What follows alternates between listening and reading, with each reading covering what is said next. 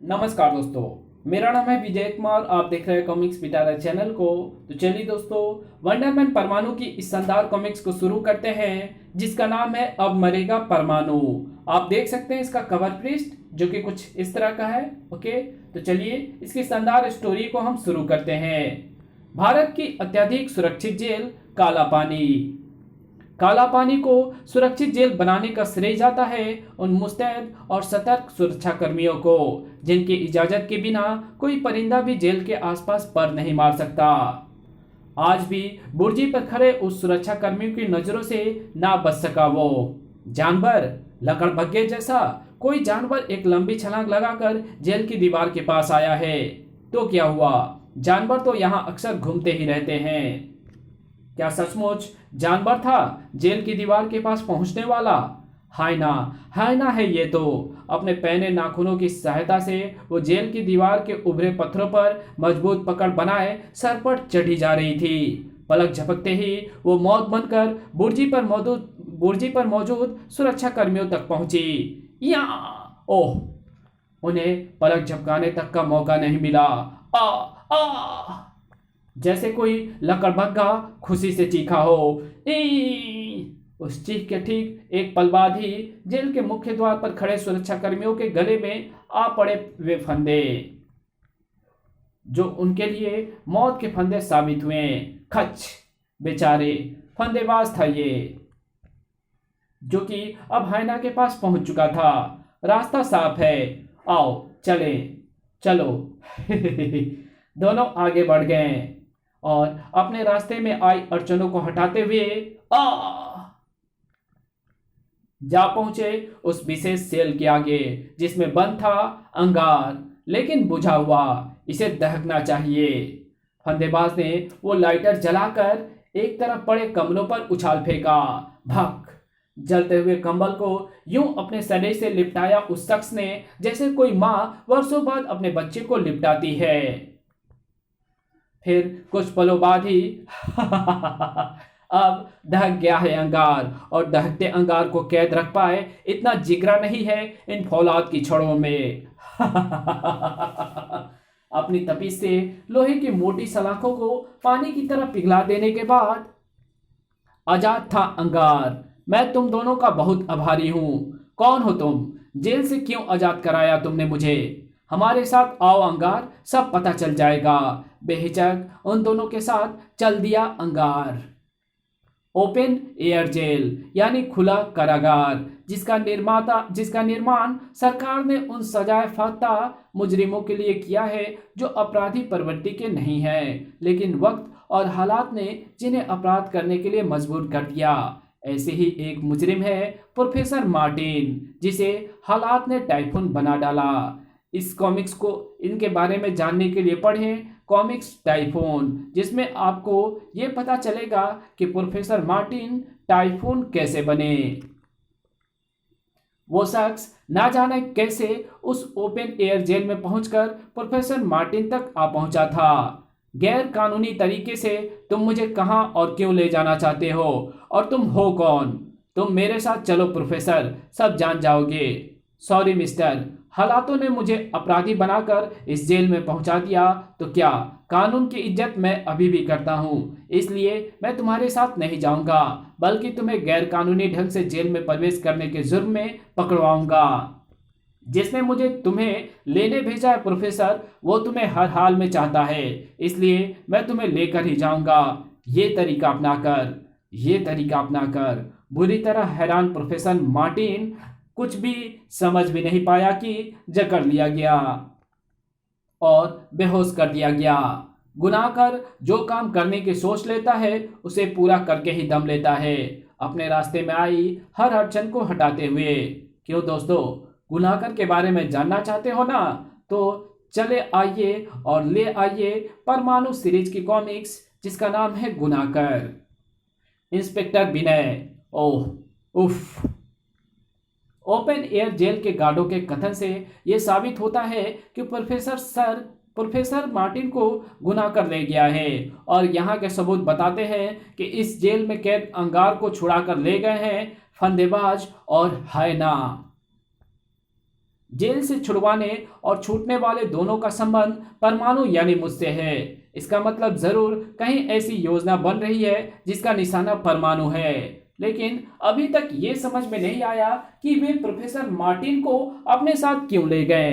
वो तो परमाणु और इंस्पेक्टर विनय का शुभचिंतक है, क्योंकि उनकी वजह से उसके 2 बच्चे। सर, आपके लिए मैसेज। वायरलेस लेकर कान से लगाते ही उछल पड़ा विनय। क्या? ओह ओह नो, ये नहीं हो सकता। ठीक है, मैं आ रहा हूं। क्या हुआ इंस्पेक्टर? पता चल जाएगा, आओ मेरे साथ। आंधी तूफान सा जीप को भगाता इंस्पेक्टर विनय जल्द ही। ओह नो, इनका चेहरा बुरी तरह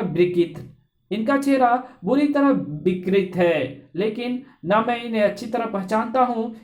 ये तो प्रोफेसर मार्टिन के बच्चे पिंकी और वीनू हैं। उफ, इनकी ये हालत किसने की?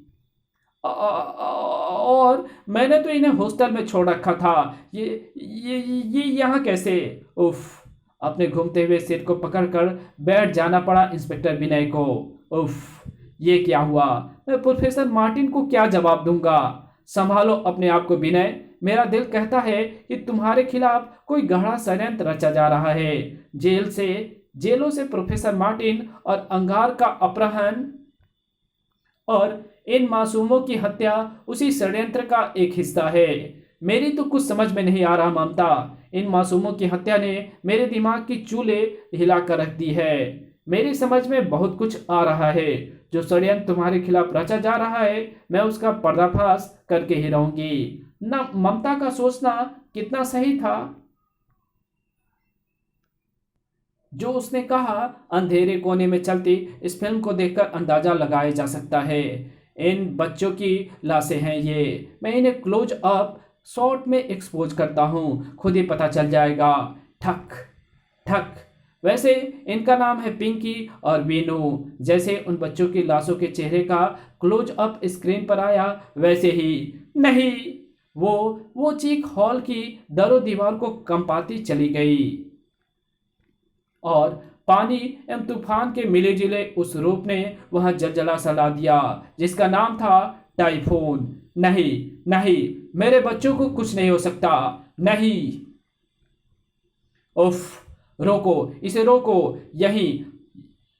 उफ, इसे रोको, वरना यहीं हम सबकी समाधि बन जाएगी। ओह, हलक फाड़कर चीखा वो शख्स। टाइफून, प्लीज अपने सामान्य रूप में आ जाओ और मेरी बात पूरी सुनो। मैं तुम्हें बता सकता हूं कि तुम्हारे बच्चों की हत्या का जिम्मेदार कौन है। उसकी बातों का जादू सा असर हुआ उस शख्स के शब्दों का। प्रोफेसर मार्टिन में बदलता चला गया टाइफून। और फिर बता कौन है मेरे बच्चों की तबाही का जिम्मेदार? बता, वरना फिर विनाश के रास्ते पर निकल पड़ेगा टाइफून और जमीन को डुबो कर रख देगा। बदतमीजी मत करो प्रोफेसर। अगर मुझे कुछ हो गया तो तुम्हारे बच्चों के हत्यारे का राज मेरे साथ ही खत्म हो जाएगा। अगर उसका पता जानना चाहते हो तो चुपचाप जाकर अपनी जगह पर बैठ जाओ। आज्ञाकारी बालक की तरह अपने स्थान पर जा बैठा तिल मिलाता प्रोफेसर मार्टिन और वो बोला, दोस्तों, काफी समय से तुम सब मेरे बारे में जानने के लिए बेताब हो रहे होंगे। चलिए, मैं सबसे पहले तुम्हें अपना परिचय दे देता हूँ। मेरा नाम है ब्रेन। बड़ी मेहनत और प्रयासों के साथ मैं तुम सबको यहाँ इकट्ठा करने का अपना मकसद बड़ी मेहनत और प्रयासों के बाद तुम सबको यहाँ इकट्ठा करने का मेरा मकसद है बिजनेस। किसी साधारण प्लेसमेंट सर्विस की तरह मैं भी क्राइम प्लेसमेंट सर्विस चलाता हूँ। हिंदुस्तान के सभी माफिया बॉस एवं राजनीतिज्ञ अपनी जरूरतों के अनुसार मुझसे क्रिमिनल मांगते हैं एवं पूरे देश के क्रिमिनल्स अपनी खूबियों के अनुसार मुझसे काम मांगते हैं। मैं उन क्रिमिनल्स को क्लाइंट से मिलवा देता हूँ। इसके अलावा मैं अपराध करने के ठेके भी लेता हूँ और उसे कर सकने लायक व्यक्तियों को ढूंढ अपना काम बखूबी अंजाम देता हूँ। और चूंकि इस समय मेरे पास एक बहुत बड़ी ऑफर है, इसलिए मैंने तुम सबको इकट्ठा किया है। मैं तुम सबसे वो काम करवाना चाहता हूँ और मुझे पूरी आशा है तुम सब मेरा वो काम करोगे, क्योंकि उस काम को करने के एवज में मैं तुम्हें दूंगा तुम्हारे सपने पूरे करने के लिए करोड़ों रुपए, और दूंगा तुम सबको एक ऐसे शख्स को मारने का शानदार मौका जो तुम सबके साथ साथ मेरा भी दुश्मन नंबर 1 है। प्रोफेसर मार्टिन एम रोमा को छोड़कर सभी के कंठ से एक ही स्वर निकला, परमाणु। ठीक, बिल्कुल ठीक, परमाणु को ही मारने का एक ऐसा मौका दूंगा मैं तुम्हें जिसमें तुम सब चूहे मारने जैसी आसानी से उसे मात दे सकते हो। अब बोलो, तुम्हें मेरा ऑफर मंजूर है? परमाणु की शक्ति का परीक्षण तो मुझे भला इससे अच्छा मौका कहाँ मिलेगा। मुझे विश्व का सबसे बड़ा साइंटिस्ट बनना है और उसके लिए पैसा चाहिए जो मैं ब्रेन मास्टर के साथ काम करके ही प्राप्त कर सकता हूँ। हाँ, ब्रेन मास्टर का हर काम गैर कानूनी होगा और ऐसे हर आदमी का साथ देने के लिए हर समय तैयार रहेगा फंदेबाज। हाँ, मैंने तो कसम खाई थी कि दहकने के बाद सबसे पहले परमाणु से ही टकराऊंगा, ब्रेन मास्टर के साथ ही सही। सभी की स्वीकृति मिल जाने के बाद पलटा वो प्रोफेसर मार्टिन की तरफ। हाँ, तो तुम्हें भी कहनी पड़ेगी प्रोफेसर, क्योंकि मैंने फैसला कर लिया है। उस काम के बाद ही मैं तुम्हें तुम्हारे बच्चों के हत्यारों का नाम बताऊंगा। बोलो हाँ या ना। हाँ, ना करने का तो सवाल ही पैदा नहीं होता, क्योंकि अपना कहर बरपा कर ही मैं उस हत्यारे को ढूंढ पाऊंगा और मैं ये गलती दोबारा नहीं करना चाहता, क्योंकि मैंने उन बच्चों की कसम खाई है जो अब इस दुनिया में नहीं हैं। Thank you professor. अब तुम इन सब के साथ जाओ और सब मिलकर एक ऐसा कारनामा कर दिखाओ जिससे ये साबित हो सके कि तुम मेरा मुख्य काम करने के लायक हो। ठीक है। फिर सभी बाहर निकलते चले गए। आधुनिक हथियारों से लैस गार्डों की जीपों के बीच घिरी चलती रिजर्व बैंक की ये वैन उन छोटे बड़े नोटों से लबालब भरी है जिन्हें देखकर किसी की भी लार घुटने तक लटक सकती है। लेकिन लार टपकाने से क्या होता है? हर कोई जानता है कि इस वैन को रोकने का प्रयास करना मौत को दावत देना है, लेकिन अगर प्रयास इस तरह का हो तो कोई क्या करे? आए, तीनों गाड़ियों के टायर मोम की तरह पिघल गए। कैसे हुआ ये? जवाब की तलाश में अगली जीप पर सवार गार्डों पर आपसे वे फंदे और उन्हें लाशों में बदल दिए। खच! पिछली जीप वाले गार्ड्स उन पर टूटी कई रुपए में वो मुसीबत। ताड़ धाड़ मधुमक्खियों के झुंड के मानिंद दबोच लिए गए सभी गार्ड। धूम धड़ाक आ! ठीक उसी पल भड़ाक से खुल गया वैन का दरवाजा। भड़ाक, और वैन के अंदर से बाहर कूद पड़े वे तीनों गार्ड। हमें ऐसे ही किसी समय के लिए वैन के अंदर बिठाया गया था। खत्म कर दो इसे। सभी को खत्म करने के लिए अभी अपनी गनें संभाल भी नहीं पाए थे, वे तीनों की उखाड़ दिए पानी की उन तेज धाराओं ने उनके पांव। Sir oh! धम धड़ाम! वैन से टकराकर जब वे गिरे तो या पल भर में ही फाड़ कर रख दिया हैना ने उन तीनों को। इसी के साथ लूट सफल हो गई। नहीं, लूट सफल नहीं हुई है और ना होगी। तुरंत ही संभल कर परमाणु ने उछाल फेंका सभी गुनाहगारों को। इन्हें अपने शरीर से चिपटने का मौका देना मुसीबत को दावत देने के समान है, लेकिन इनसे निपटने के लिए मुझे असली गुनाहगार से निपटना होगा, क्योंकि ये तो कुछ पलों में वैसे ही गायब हो जाएंगे। फिर तड़ाक!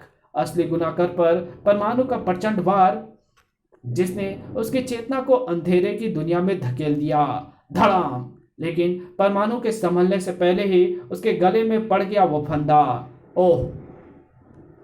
अब एक झटके में मैं तेरे धड़ से अलग होगी तेरी गर्दन। गर्दन अलग करने के लिए बाजुओं में ताकत की जरूरत होती है। ऐसे अरे!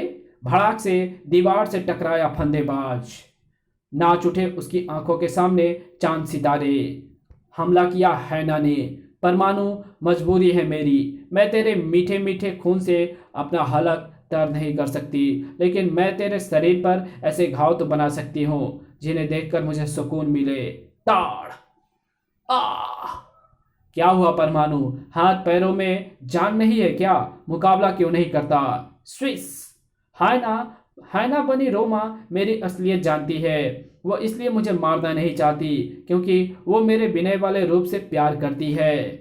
इस कहानी को यहीं खत्म करते हैं। इसके आगे की कहानी पढ़ेंगे इसके पार्ट 2 में। तो मिलते हैं इसके दूसरे पार्ट में, तब तक के लिए bye.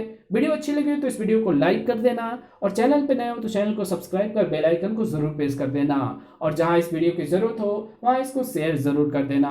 Thanks for watching my videos.